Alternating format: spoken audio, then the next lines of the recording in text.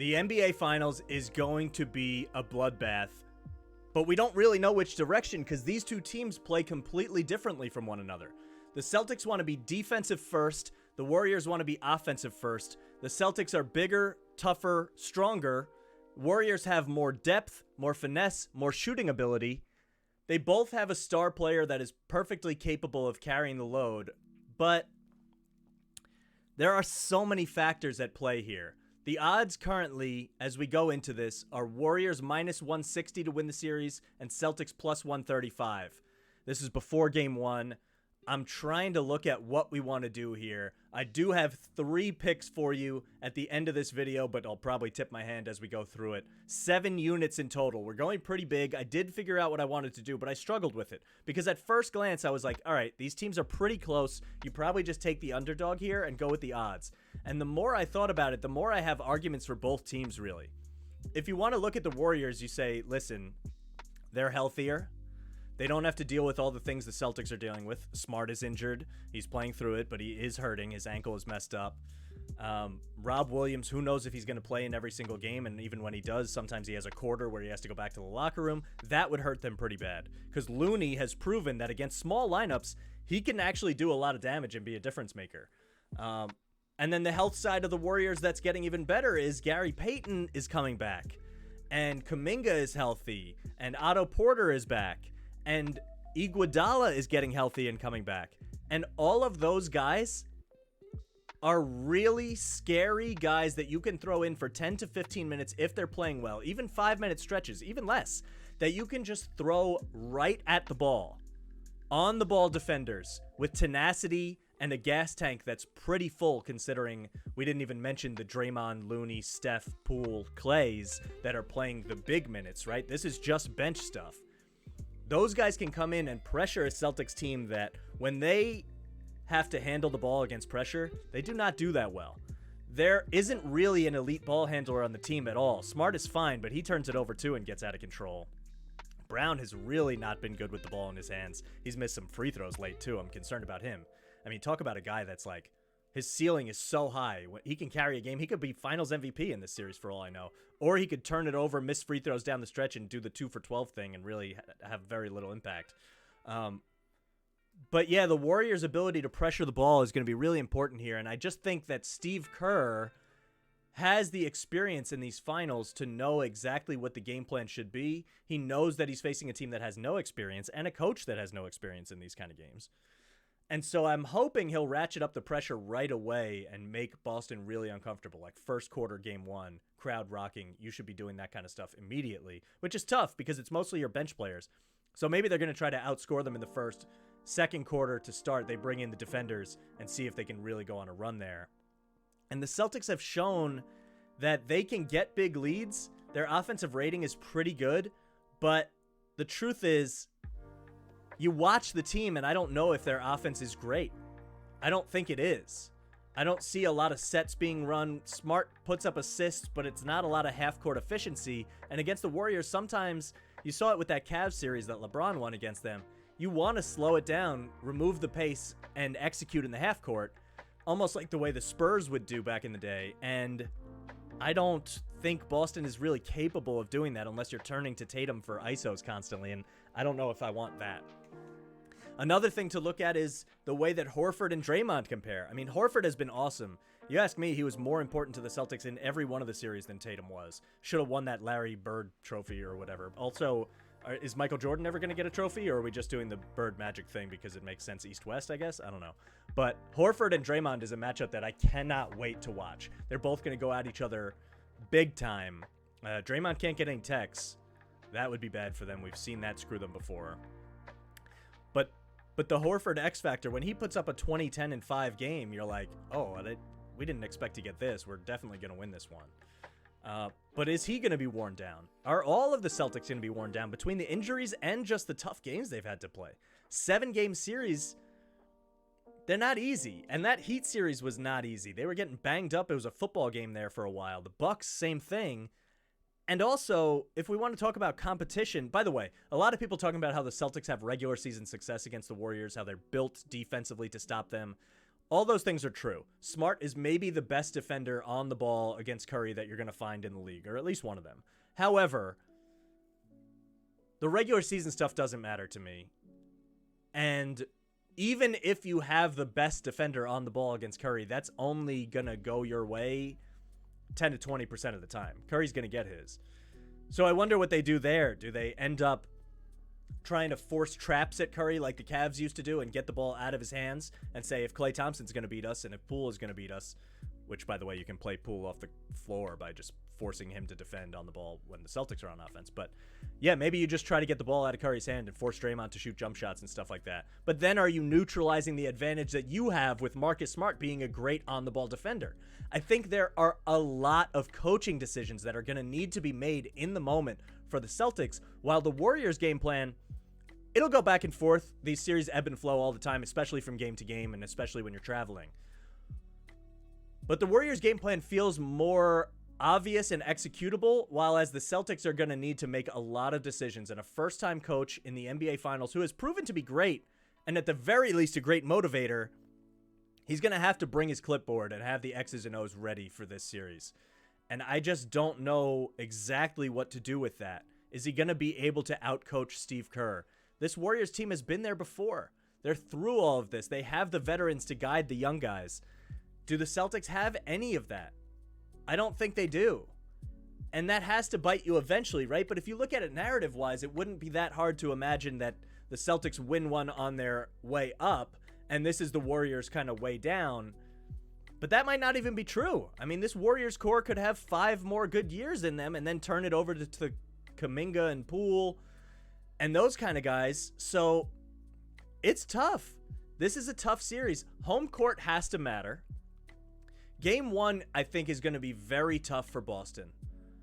I think playing in those grueling series against tough opponents, physically worn down, getting over injuries, going on the road to a raucous crowd who has yet to have a finals in this new arena, it's going to be hard to win Game 1. And if you can't win Game 1, then all of a sudden, you're in a scenario where you need to win 4 out of 6, but really, you kind of want to be able to close in Game 6 on your home court, right? Because going to Golden State for Game 7 is a tall order. So the easiest way to do it if you lose Game 1 is to win 4 out of the next 5. And I don't know if you can do that against the Warriors. It's a numbers game, and it's hard to figure out.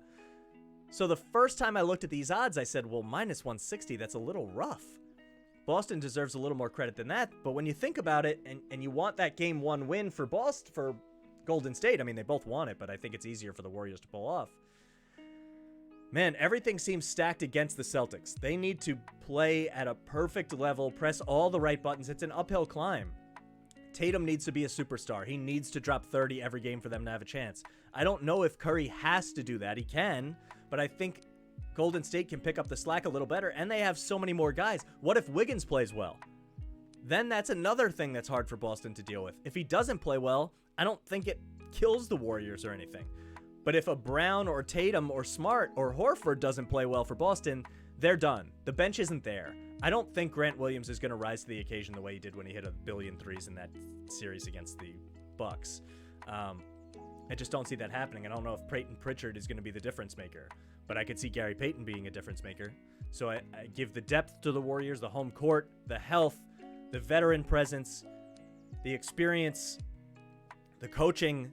All of these things go towards the Warriors. And what does Boston have? They have the defense. They definitely do. Can that outshine all of the other things?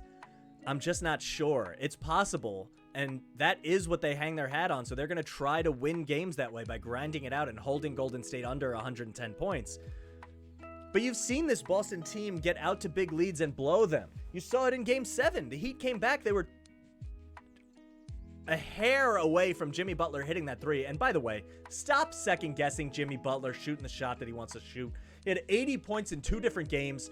And Al Horford is a great defender. All the people saying, oh, Jimmy should have just put 2 dribbles down, go at Horford's chest, try to get a finish in an N1. The guy played every minute of the game. He was probably a little tired. And Horford's been defending incredibly. So it's not that easy to just go right at the best defender on the floor and get a bucket there. He had an open look at a 3. He took it. If he wins it, no one's saying jack about it. So I found that really, really silly. Maybe he's not the best three-point shooter in the world, but to second-guess the guy when he was playing like that is ridiculous. But another thing I've been thinking about is Boston has played better competition throughout the playoffs, right? They took down the Nets, they took down the Bucks, and they took down the Heat. But when you look at all those teams, the Nets didn't have Harden or Simmons, however you want to play that. The Bucks didn't have Middleton, and the Heat were banged up. I mean, they didn't have any secondary scorer, but Hero didn't play. Lowry was a shell of himself. So did they play the better competition? And are we satisfied in how they've played it? They've gotten here, but every time they have a 10, 15-point lead against Miami, they find a way to blow it and let them back in, despite Miami not having a lot of scorers. What are those runs going to look like when you're facing the Warriors, who, by the way, every third quarter in existence since the start of this Curry era, have just bombed on teams? So if you're giving up 10-0 runs to the Heat routinely when you're winning and blowing games, I mean, you're winning them, but you're blowing leads, isn't that going to be a 20-0 run for the Warriors? Isn't it going to be even harder? And is Udoka ready with the whistle to kind of stop the bleeding there, and can they do it enough times? I don't know. But Boston has shown a tendency to do that, and it really worries me against a Warriors team. If Boston is up 20 going into the second half, the game's not over. If the Warriors are up 20 going into the second half, the game is probably over. So there's just so many things stacked against Boston that I'm not sure I can get on board with them. And I'm not a Boston guy. I'm a Knicks fan. I don't like the city, the New York-Boston rivalry, all of it. But I don't think I'm being biased here. I just think there's so many things in the column for the Warriors that, and especially having home court and the Game 1 advantage with all the rest and the health, the Game 1 and Game 7 advantages are huge, and I just can't get past it. So let's look at the odds, because I don't really love the minus 160, but there's got to be a way to do this, and I think I've figured it out a little bit on how to stack this up. So one of my bets is going to end up being the minus 160 for the Warriors, just because of the Game 1, the Game 7, the health, and I do think Curry is...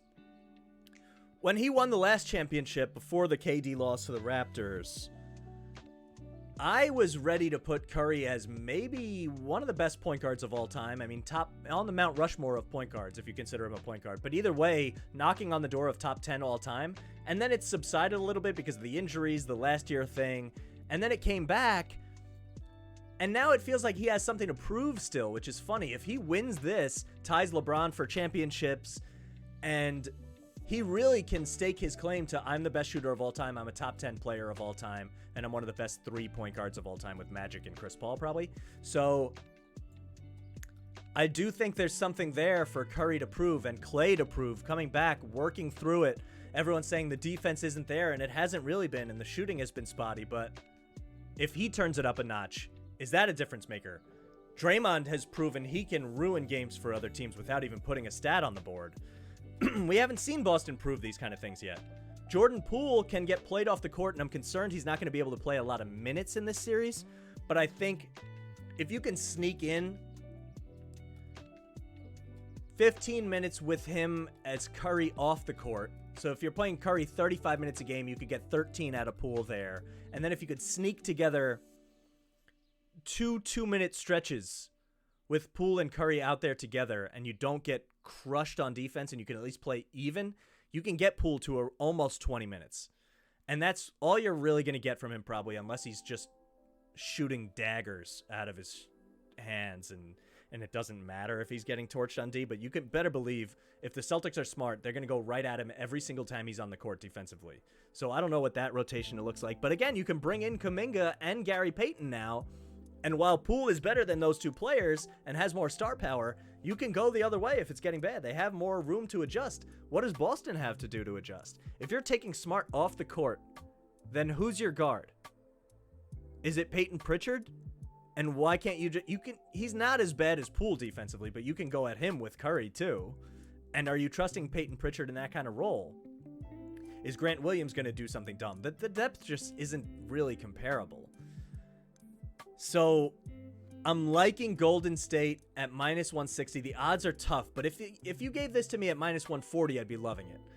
So I'm trying not to get lost in the odds because I think they're actually asking for Celtics money. And I don't want to buy into that trap. So I'm putting 4 units on Golden State minus 160. But it's actually not even my favorite bet. I'm just upping that unit count because the juice is so rough. My favorite bet is down here. The Game 1 Series Parlay. They have it on FanDuel. They have it pretty much everywhere. You can get Golden State to win Game 1 and then Golden State to win the series at plus odds, plus 105. So I am throwing 2 units on that, the Golden State Game 1 Series Parlay. I really like that because if they do win Game 1, they're, like I said, Boston's going to have to win 4 out of 5 or else they're coming back for Game 7 in Golden State's building, and I'm confident in Golden State winning that Game 7. So it buys me a lot of options. If you really wanted to go with something different, where it's like Golden State winning Game 1 and Boston winning the series, you could pull that off at plus 400, but I'd rather just adjust as the series goes on and see what's happening. So that's 6 units out there. 4 on the Warriors to win the series straight up, minus 160. 2 on the plus 105 to win Game 1 and the series. And then I'm putting a prop parlay in there. I didn't get in on any of these props for the series. We can look through them. Curry, Tatum against each other for highest points per game. There's just no reason for me to choose between them when I can just choose one at a time, game by game. I don't think it's worth it. The rebounding average stuff feels too variant. Can't get on board with that. Assists, again, I mean, what are you supposed to do here? Smart could easily win this, so I think plus 220 for Smart is maybe worth a play, but I'm not going to bother.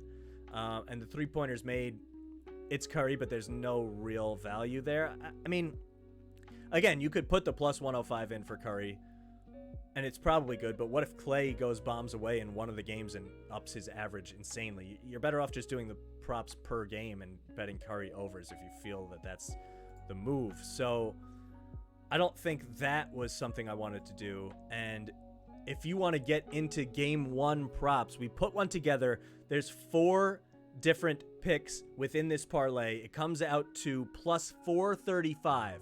And I'm putting 1 unit on it. And I like the rebounds here. I got Curry at over 4.5 rebounds. We put this one in here. I like that. We got Draymond over 5.5 rebounds on an alternate line. So if you go down to Draymond rebounds down here, and you can find this on any book, I'm sure, but we put Draymond over 5.5 rebounds. And then I do think you're going to get a Game 1 performance out of Poole where Boston is a little more tired and isn't exactly ready for the game plan of attacking him constantly. So you can get Poole points. I think it was 15.5 when I put it in. And we'll find it down here. 15.5, yeah. And you're getting positive odds because I'm sure the bookmakers understand that Poole is going to get played off the court a lot. But he's also going to be gunning. He's a young kid with a lot of confidence. He's going to come out. When he's on the court, he's going to shoot. And a lot of the time when he's on the court, Curry's not going to be on the court, and he's going to be expected to shoot. So he's going to have a heavy, heavy green light.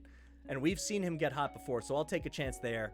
And then back to the rebounds on another alternate line. I think Horford has just played so well, and I think you see him and Draymond just battling constantly. So I like Horford over 5.5 rebounds too. So again, it comes out to here. The odds have changed a little bit. I got it at plus 435. It seems like you can get it a little better now. But Game 1, I'm taking Curry over 4.5 rebounds, Draymond over 5.5 rebounds, Horford over 5.5 rebounds, Poole over 15.5 points. That's going to be the tough one of all of them, but I really believe he's got a flamethrower game in him, and I think it could be Game 1 while Boston is tired. So 1 unit on that brings us to 7 units total, as we said, and that's where we are in this series. I don't know what else we would look for. There's a lot of different things you can get. If you're backing Boston, I do understand, but I have to stick with Golden State here. Again, too many things. The pedigree, they've been there before, they're veterans, they're healthier, they're deeper, they have better coaching, they have better shooting. And by the way, their defense isn't a slouch. If we were talking about a team that couldn't defend like the Nets, then yeah, you can go at the Celtics and say, well, their offense is going to look so good. I mean, that Celtics offense looked elite against Boston and hasn't looked elite as much since. And why is that? Because they can't defend at all. They never were able to. Golden State doesn't have that problem. Is Curry a great defender? No. Is Poole a bad defender? Yes. But you can bring guys off the bench. You have Wiggins. You have Porter. You have Iguodala. You have Peyton. Porter. You have all these different guys. You can throw 5. Draymond, obviously. And I think Klay, as hobbled as he's looked on the defensive end and he's lost a step, he's going to rise to the occasion a little bit. I just have a feeling about that. And it's not even necessary, by the way, because you can put in other guys. So you're always going to have probably 2 really good defenders on the court. Draymond's going to play all the time. A lot of the time, you're going to have 3 really good defenders on the court. And Looney's a good defender, too. So you might have 3.5 good defenders on the floor at all time. Yes, Boston has 5. But I think some people are treating the Warriors like they don't have a good defense, and it's just not true. There's going to be a moment in this series where Iguodala comes in and defends Tatum for 5 minutes, and you go, oh yeah, this is the same guy that went toe-to-toe with LeBron and won a Finals MVP. And, whether he deserved it or not doesn't matter. So I think you're going to see that in flashes, and I think that those flashes of defense are all they need because they're going to have their flashes of offense, whether Boston's D is good or not. So I'm not saying Boston can't win this series at all.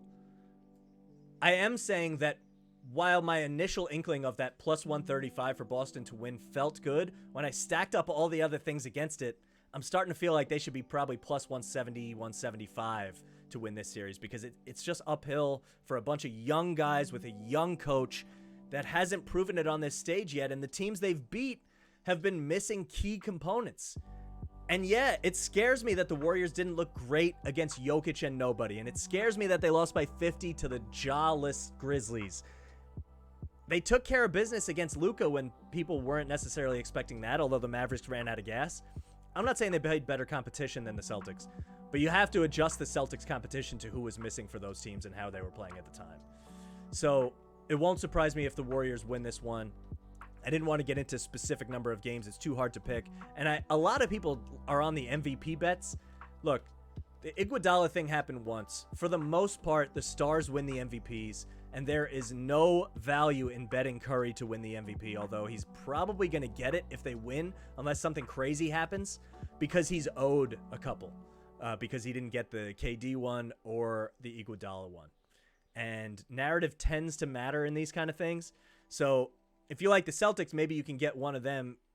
I mean, I thought about doing a Horford play, but again, is that going to happen? Is Lightning going to strike twice, or are they just going to give it to Tatum the same way they did for the Larry Bird Eastern Conference trophy, even though I thought Horford outplayed him? So I'm trying not to get lost in my own narratives, and one of which was kind of fading Golden State for a while, right? And it was just because, I saw them struggle a little bit against Jokic and the nobodies. But they did sweep and win the series. So don't get lost in that. Yeah, did they lose by 50 to the Grizzlies without Ja? Yes, but they came back and smacked them the next game. So I'm trying not to get addicted to this maybe Golden State is overrated kind of thing, while the Boston downsides, the health, the depth, the coaching, the youth, is pretty irrefutable. So I got to go with Golden State. It's not the most confident I've ever been in a finals pick. This is a really tough finals to break down, admittedly. But I got 7 units on it in all the different ways. We have a lot riding on game 1, actually. The 4 units are on the finals, but 3 of those units are tied to game 1. And I feel comfortable with that because I think the rest is going to be good for those Golden State players and their depth. So at MikeTheMush Sports on Twitter and Instagram, you're going to get more up-to-the-minute stuff. If I add anything, if I change anything, these ones are locked in. You can lock them in too. Have no fear. But we will be adding stuff as the series goes on. We'll do more videos as the series goes on. Hit the like button. Subscribe to the channel. Write some comments for how you're feeling. Share it with your friends. It's all important. It helps very much. I'd like to get your opinions on how this series is going for when we do another video as the series rolls on. We are plus 47.5 units on the season in 2022. And I want to get above 50 with these finals. It's a goal of mine. I think we're going to get there. We need Golden State to win the series. There's also some baseball picks up on the Twitter and the Instagram. We're constantly going forward with that. Football is coming. There's hockey bets that are coming. There's a lot of stuff. So follow the social medias at MikeTheMush Sports. But definitely give us a subscribe, a like, a comment, all the things. We'll see you on the other side. Go Dubs. Curry for MVP. All the things. The arena's going to be hopping. Kerr's a better coach. I kind of just trust Steve Kerr to have the game plan. Should I? I don't know. We're going to find out. We'll see you next time. Peace out.